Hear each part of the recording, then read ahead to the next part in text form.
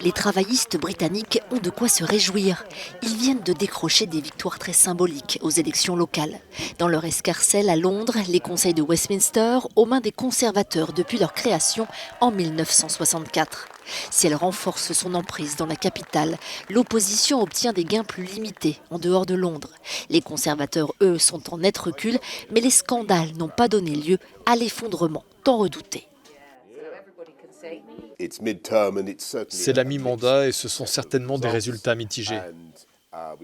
Nous avons eu une nuit difficile dans certaines parties du pays, mais d'un autre côté, dans d'autres parties du pays, vous voyez toujours des conservateurs aller de l'avant et faire des gains assez remarquables dans des endroits qui n'ont pas voté conservateur depuis longtemps ou même jamais.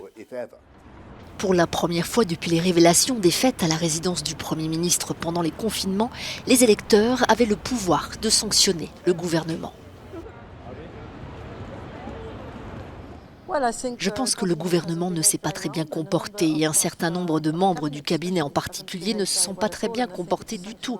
Et c'est une sanction à ce niveau-là. Je pense aussi que les gens sont moins naïfs concernant ce à quoi ils peuvent s'attendre d'un gouvernement conservateur.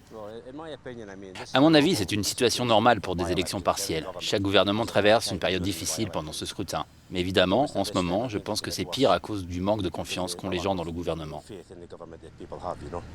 Au total, selon des résultats encore partiels, les conservateurs perdraient 11 conseils et plus de 200 sièges, tandis que les travaillistes remporteraient 7 conseils et plus de 120 conseillers.